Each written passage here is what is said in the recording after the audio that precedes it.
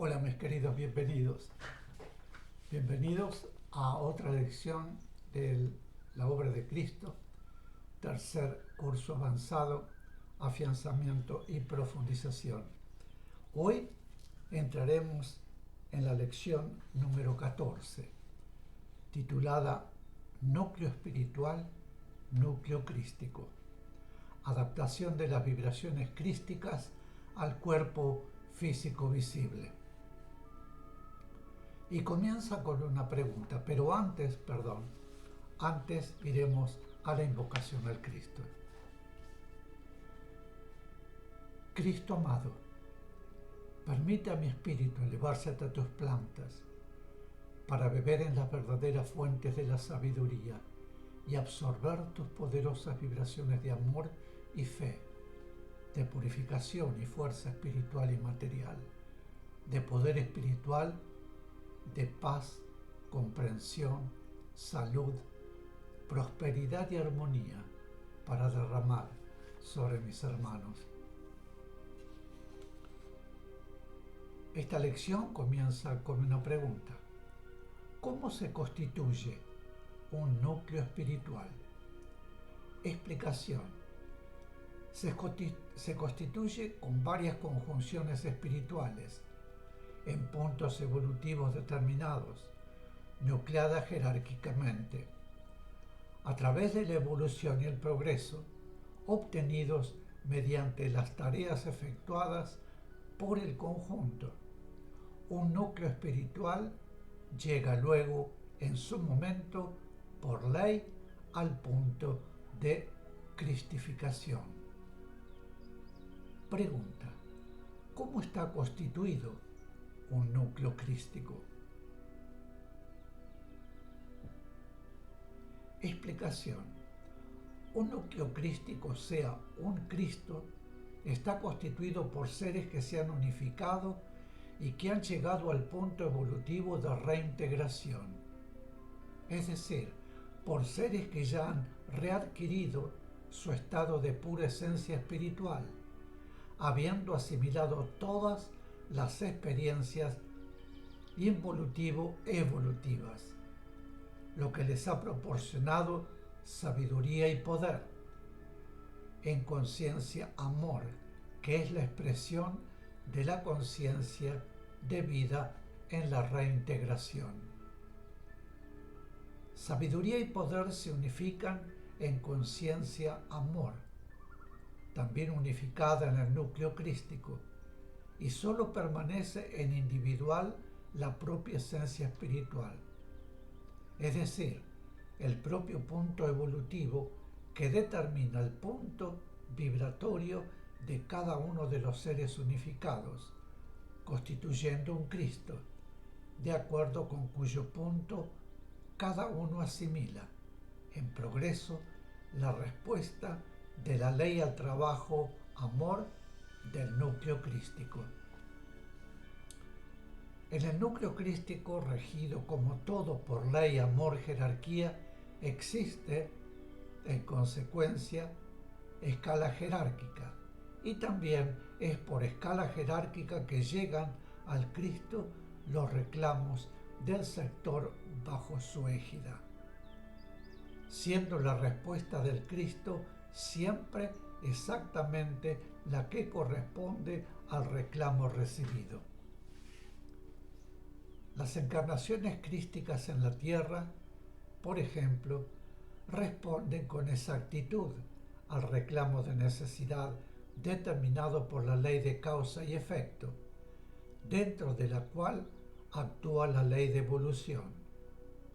Por ello, diferentes chispas crísticas en punto vibratorio, acorde con la acción que corresponde al Cristo en este momento evolutivo de nuestro mundo, encarnaron durante un lapso determinado para canalizar del todo crístico a la tierra las vibraciones crísticas que el mundo reclama. Pregunta: ¿por qué decimos responden utilizando el tiempo presente en lugar del pasado? Explicación: porque el reclamo del mundo y la respuesta del Cristo a ese reclamo se efectúa en el tiempo sin tiempo, en el cual siempre es presente. Pregunta: ¿hay en este momento encarnado en la tierra un ser transformador de las vibraciones crísticas para nuestro mundo? Explicación: sí, ese ser transformador tiene su todo en el plano, o mejor dicho, en el núcleo crístico y su partícula espiritual en este mundo. El todo espiritual envía, por medio de su partícula encarnada, las vibraciones crísticas y la partícula las transforma, adaptándolas al contacto del cuerpo físico y al contacto con este mundo. Pregunta: ¿cuál es el proceso mediante el cual las vibraciones crísticas llegan a los hombres de nuestro mundo? Explicación: como acabamos de decir, el ser transformador tiene su todo en el plano crístico y su partícula espiritual, encarnada en el mundo, transforma y adapta al contacto del cuerpo físico y al contacto con este mundo las vibraciones crísticas que recibe de su todo. Esas vibraciones, irradiadas por el espíritu transformador encarnado, son captadas por las almas o partículas encarnadas o espíritus encarnados, más cercanas a él, por su punto evolutivo, quienes, a su vez, las adaptan a su propio punto vibratorio, accesible para otros seres encarnados de menor capacidad de captación. Esto va repitiéndose hasta recorrer en descenso toda la escala de puntos evolutivos en nuestro mundo. Pregunta: ¿el espíritu transformador irradia las vibraciones que recibe también a los planos mental, astral y físico visible? Explicación: sí. Adaptar al mundo las vibraciones significa que son adaptadas también para planos físicos, visibles e invisibles. Pregunta: ¿por qué las vibraciones crísticas deben ser adaptadas al cuerpo físico visible? Explicación: porque la irradiación no es solamente de espíritu a espíritu, sino que esa irradiación la reciben todas las partes integrantes del ser. Es irradiación espiritual, pero adaptable para el contacto con el cuerpo físico visible. Se trata de vibraciones para todos los aspectos. Pregunta: ¿esa irradiación es una canalización? Explicación: no. La irradiación es una cosa y la canalización es otra. La canalización necesita la vibración superior que se canaliza, y la irradiación es efectuada desde el ser transformador encarnado. Esas vibraciones irradiadas son captadas por los espíritus encarnados más evolucionados, que a su vez las transforman e irradian. Son captadas por las partículas, pero ya adaptadas a los cuerpos físicos, es decir, adaptadas o transformadas a los tres aspectos en que deben ser recibidas.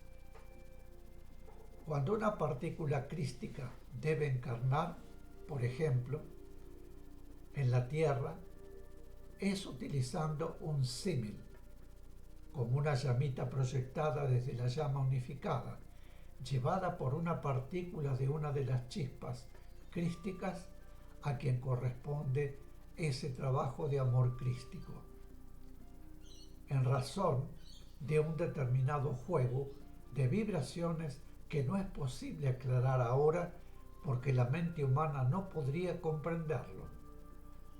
La chispa crística, cuya partícula encarna, es, en realidad, un elemento esencial del todo crístico, que permanece unida a él y trae a la tierra, a través de su partícula encarnante, una llamita de la llama magna.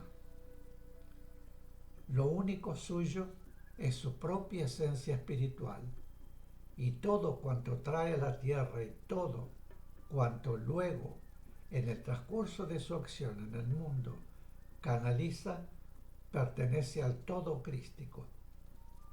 En el todo crístico, como sabemos, existe escala jerárquica, y en esas tareas, aun siendo tarea del todo crístico, cada chispa crística da de sí de acuerdo con las posibilidades que le otorga su propio punto de progreso evolutivo. El beneficio espiritual emanado de las tareas de acción, amor cumplidas en cada encarnación de chispas crísticas, lo reciben todas las chispas que constituyen el Cristo, cada una de acuerdo con su propio punto de progreso evolutivo. Para mejor comprender, podemos comparar la tarea que lleva a cabo una encarnación crística en un mundo que va a purificar por irradiación y por acción, con trabajo, con palabras y con amor, con el trabajo de ayuda que realiza un ser evolucionado que encarna en una familia cuyos integrantes están vibrando negativamente. Mediante la repetición de esas encarnaciones crísticas, en determinados momentos, la humanidad ha logrado mantenerse sin autodestruirse. Pregunta: ¿por qué sufren en mundos como el nuestro los seres superiores que encarnan para trabajar en bien de quienes están todavía en el punto de necesidad dolorosa? Explicación: porque la ley utiliza la acción amor de esas encarnaciones para aligerar el karma doloroso de la humanidad, que es absorbido mediante el dolor de esos seres en su condición de integrantes de la humanidad. Cuando un ser superior encarna en un mundo como este, la ley, que es amor, aprovecha al máximo esa encarnación. Pregunta: ¿hasta cuándo persiste la necesidad de dolor? Explicación: mientras en un mundo exista individualismo egoísta y sus derivaciones negativas, hay en él necesidad de dolor. Una vez superado el individualismo por la purificación del mundo, puede conservarse todavía la individualidad de forma, aunque espiritualmente todo esté ya fraternalmente unido en trabajo de bien. En ese punto, los más avanzados trabajan para impulsar el progreso de los menos adelantados, pero no con dolor.